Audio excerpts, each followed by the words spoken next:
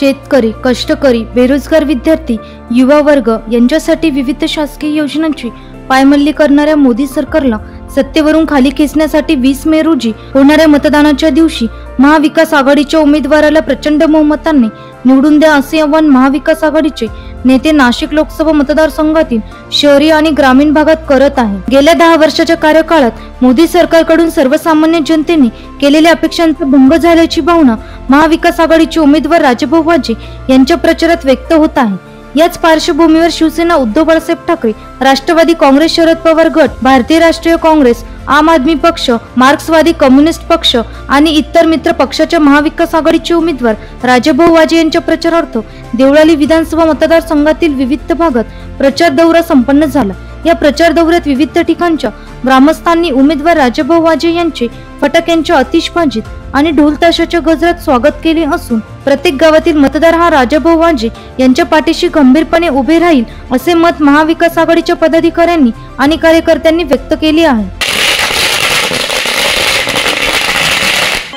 शंखनाद होऊ दे, रणदुंदुभी वाजू दे, नाद घोष गरजू दे विशाल, दुष्ट शक्ती जाळण्या, मार्ग स्पष्ट दावण्यात पेटू दे शिवसेनेची मशाल।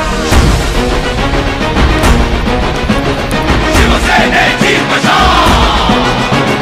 हिंदू हा तुझा धर्म, जाणून घे हेच मर्म, जीवन करत्यास तू बहाल। दुष्ट शक्ती जाळण्या, मार्ग स्पष्ट दावण्या, शिवसेनेची पेटली मशाल। एक स्वप्न, एक चिन्ह, शिवसेनेची मशाल। अतिशय चांगलं वातावरण आहे। शेतकरी अतिशय विकोप्याला गेलेला आहे। या मोदी सरकारचे जे निर्णय असतील हे शेतकरी विरोधी आहे।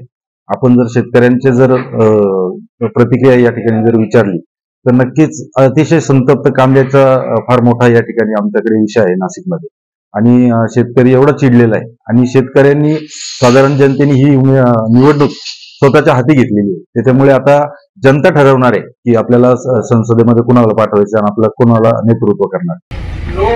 मोदीने इतर कंपन्यांना पैसे दिले पण शेतकऱ्यांना काही दिले नाही। इतर कंपन्यांचे पैसे भरले, शेतकऱ्यांना काही दिलं नाही। हे शेतकऱ्यांचं सरकार नाहीये, हे कोकण जाती सरकार आहे। हे सरकार मोडून टाका आणि इंडिया आघाडीला म्हणून हे उमेदवार, सर्व उमेदवार इंडिया आघाडीचे निवडून आणि आता निश्चय करा।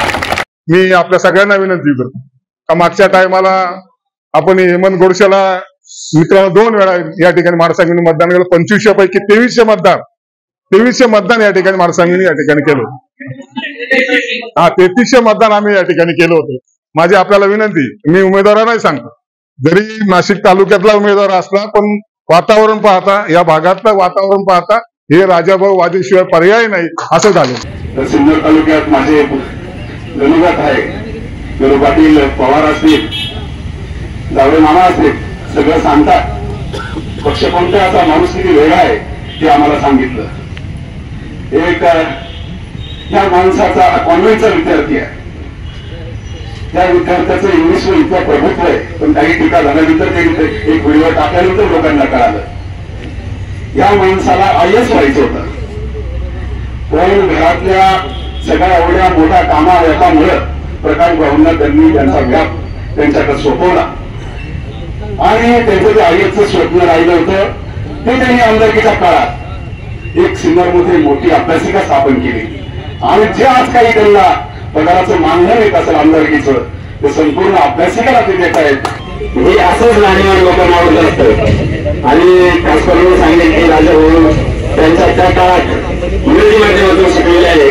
या बऱ्याच टीप आपण पाहिलेल्या आहेत, अस्कल टीव्हीवरती म्हणू शकतात। आपले प्रश्न टीव्हीवरती समजून घेऊन अस्कल प्रमाणे ते आपले प्रश्न मांडू शकतात, असा हा उमेदवार आपल्याला या ठिकाणी मिळालेला आहे। महाविकास आघाडीचे उमेदवार राजाभाऊ वाजे यांच्या प्रचारार्थ सिद्धपिंपरी, माडसांगवी, शिलापूर, ओढा, एकलहरे, लाखलगाव, कालवी, हिंगणवेडे, कोटमगाव, सामनगाव, मोहेगाव, बाबळेश्वर, जाखोरी, सांदगिरी, शिंदे अशा गावांमध्ये राजाभाऊ वाजे यांचा झंझावती प्रचार संपन्न झाला।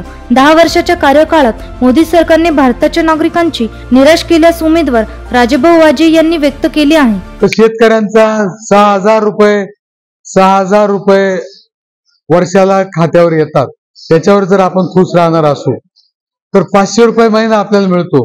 मग आपण तेवढ्यावर खुश राहायचं का? 500 रुपये महिना आहे फक्त. मग आपला जो जीएसटी लावलेला आहे, जो जीएसटी वाढवलेला आहे, शेती अवजारांचा जीएसटी वाढलेला आहे, औषधांचा जीएसटी वाढलेला आहे, बी बियाणांचा जीएसटी वाढलेला आहे, खतांच्या किमती वाढलेल्या आहे, याच्याबद्दल हे जर व्यवस्थित केलं तर आम्हाला 6,000 रुपये नको आहे असं शेतकरी म्हणू शकतात. आणि म्हणून आपल्याला सर्वांना ही विनंती आहे की शेतकऱ्यांचं हित सांभाळायचं असेल तर आपण पाहिलं की 10 वर्ष आदरणीय पवार साहेब देशाचे कृषी मंत्री होते. आज तुम्ही कृषी मंत्र्याचं नाव सांगून दाखवा मला. याच्यातले 10 एवढे जे आहेत त्याच्यातल्या 2 जणांनी कृषी मंत्र्याचं नाव सांगावं. कुणाला सांगता येणार नाही, कारण त्या कुणाच्या हातातच काही ठेवलेलं नाही. यांना जे वाटेल ते करतात. शेतकऱ्यांचं हित अजिबात जोपासत नाही. या प्रचार दौऱ्याप्रसंगी उमेदवार राजाभाऊ वाजे, माजी आमदार योगेश घोलप, शिवसेनेचे उपजिल्हा प्रमुख केशव तात्या पोरजे, लक्ष्मण मंडले, सचिन पिंगळे, जगन आगळे, शंकरराव ढिकले, भाऊसाहेब ढिकले, सुरेश ढिकले, मधुकर ढिकले, कैलास पोटिंदे, यशवंत ढिकले, किरण कोथमिरे, प्रकाश मस्के यांच्यासह ग्रामस्थ आणि महाविकास आघाडीचे पदाधिकारी कार्यकर्ते मोठ्या संख्येने उपस्थित होते. NCN news, Nashik.